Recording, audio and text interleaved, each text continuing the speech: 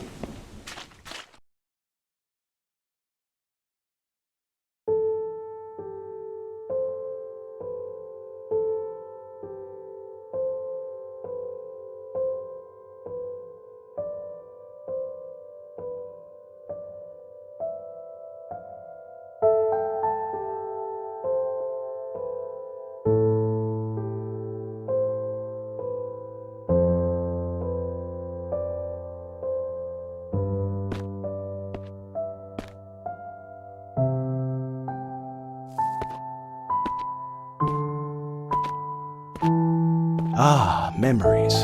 My wife and I used to come to this place to mess about, before we were actually husband and wife, of course. Her parents were a bit on the religious side, and, well, I'm not sure my parents would have appreciated us getting up to mischief in their house either. It wasn't glamorous, but at least we knew we could be alone here.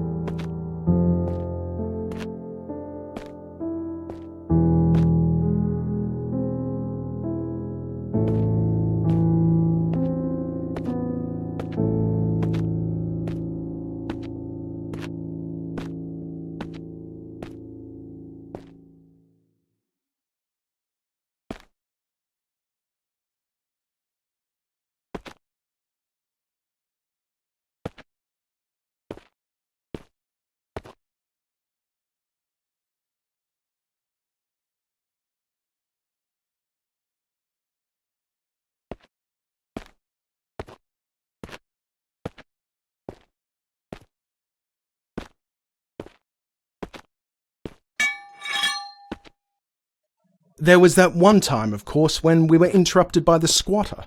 The poor old guy seemed a bit embarrassed by his discovery, truth be told.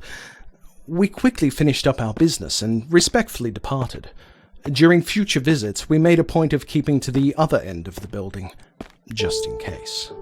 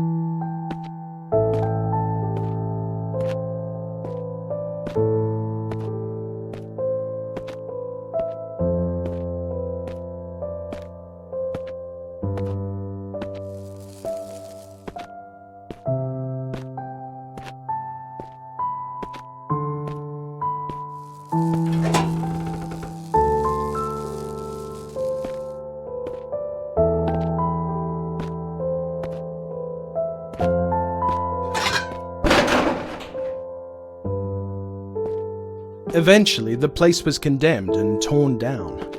It was no great skin off our knees, given that we'd already moved on, but I always wondered about that homeless man. I certainly hope he wasn't inside the building on the demolition day. He'd be long gone by now, either way.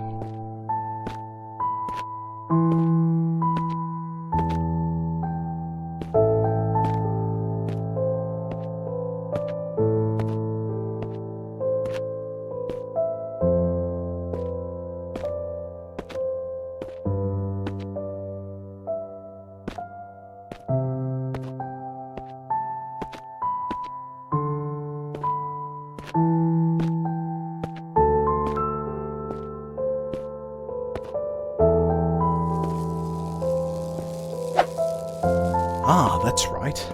I'd completely forgotten that this was where we found Kiri, named him, and jokingly decided to keep him should we ever have a child together. Careful what you wish for.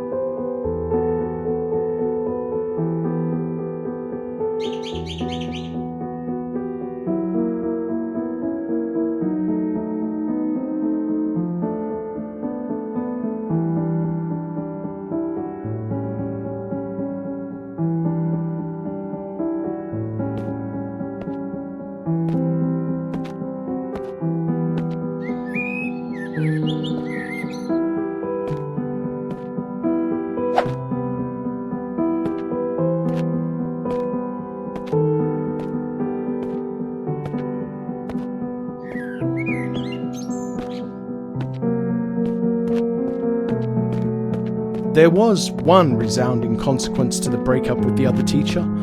Shortly afterwards, my drinking started to spiral out of control.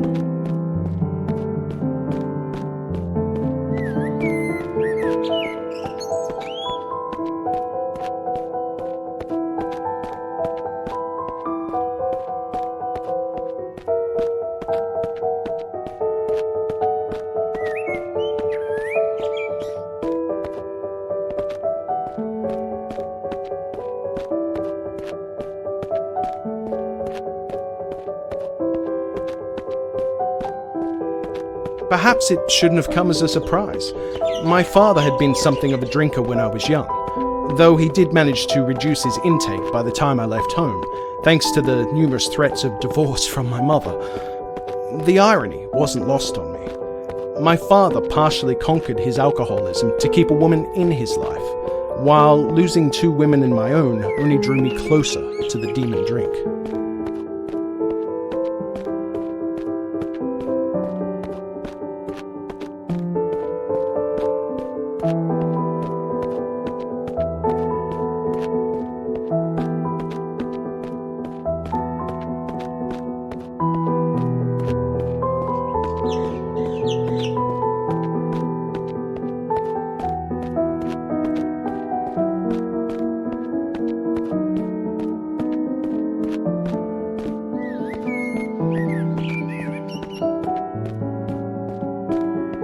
I never hit Emily. Not before the drink and not after. It just didn't affect me that way. Alcohol didn't make me violent, it made me negligent.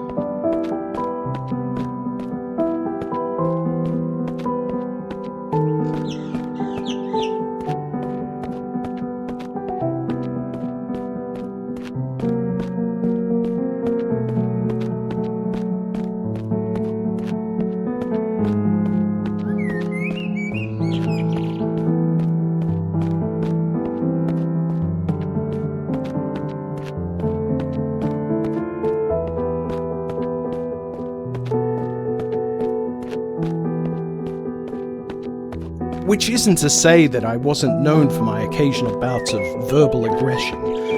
That much I can't deny, and I probably raised my voice to Emily more often than I should have. I certainly recall at least one occasion when I reduced her to tears, and there were probably other occasions that I simply can't remember. But I never hurt her physically. That much I'm certain of. That just wasn't who I was or who I am today. I might be a weak man, but I'm not a total coward.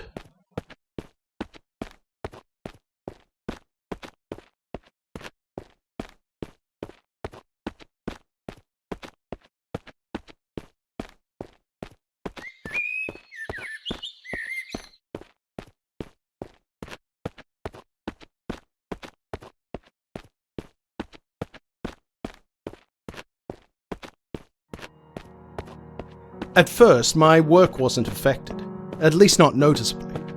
As the months progressed, however, I found myself substituting the water in my plastic bottle for vodka.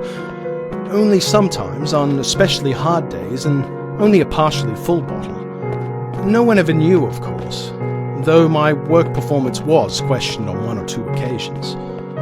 That said, my job was never in threat, at least for the first year or so. Then came the day of a certain small incident, and, well,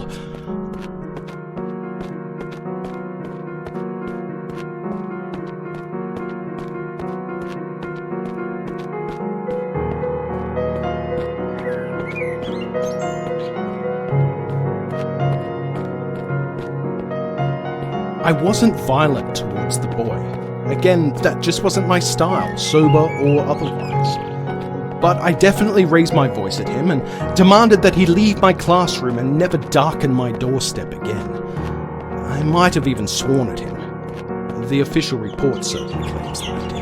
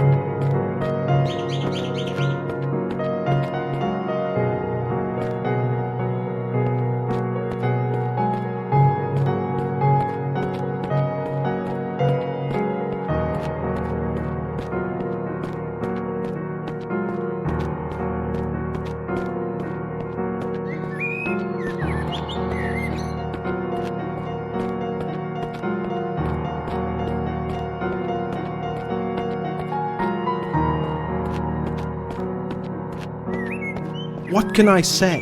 His disruptive behaviour was difficult enough to tolerate, even when I was in a fitter state to endure such nonsense. But things were starting to deteriorate in my life generally, to the point where Emily's grandparents were starting to intervene a little, and I guess I took my frustrations out on him rather than her.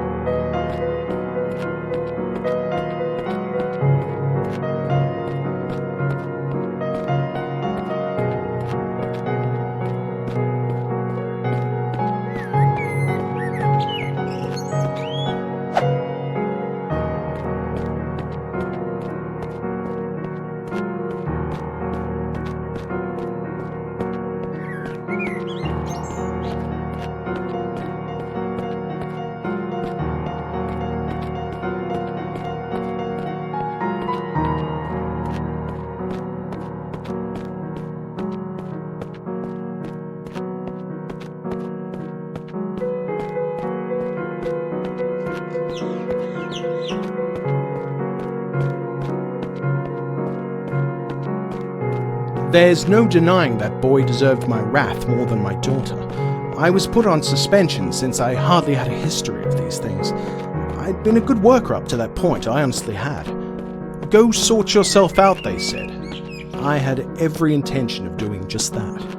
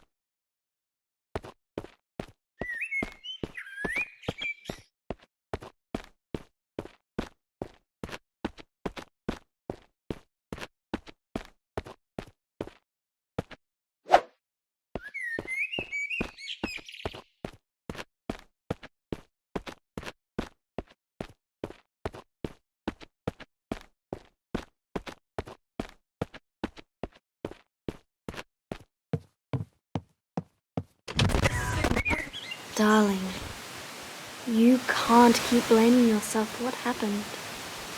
Not to me, and me.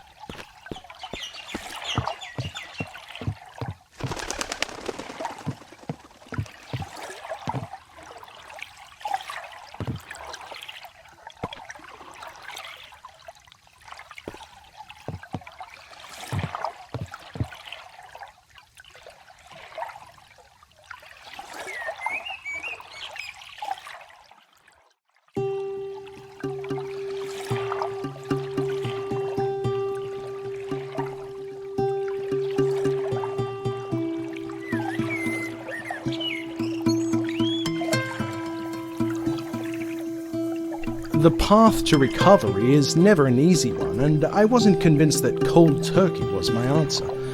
It just sounded too convenient to me and seemed a surefire way to fall straight back off the wagon. I suspected that slowly weaning myself off the drink would reap more permanent rewards, and immediately set about reducing my intake.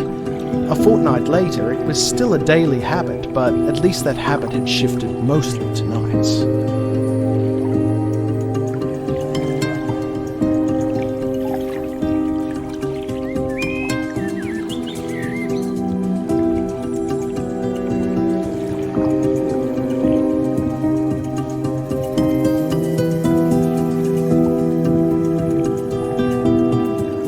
After talking Emily's grandparents around, convincing them this was the first step on my road to recovery, I soon organised a trip to one of our favourite beaches, a retreat we'd been to a couple of times before. It would be a week's trip during her school holidays, away from the stresses of both our lives. Emily was happy, especially after I explained to her that this was Daddy's chance to get better. At the very least, that was the plan.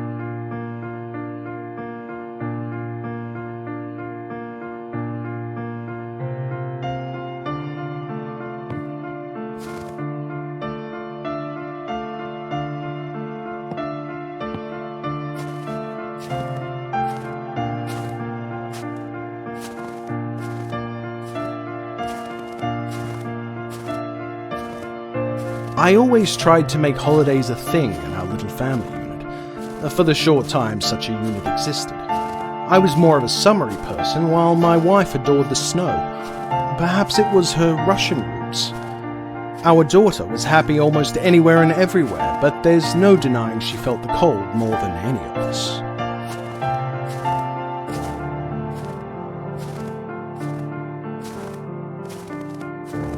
Daddy, Kiri's shivering. He needs more fire. We all knew, of course, that she was referring to herself and not the rabbit, but if that was her way of appearing courageous, we were willing to go along with it. I rugged up and left the two ladies in the log cabin in search of wood to feed the fireplace.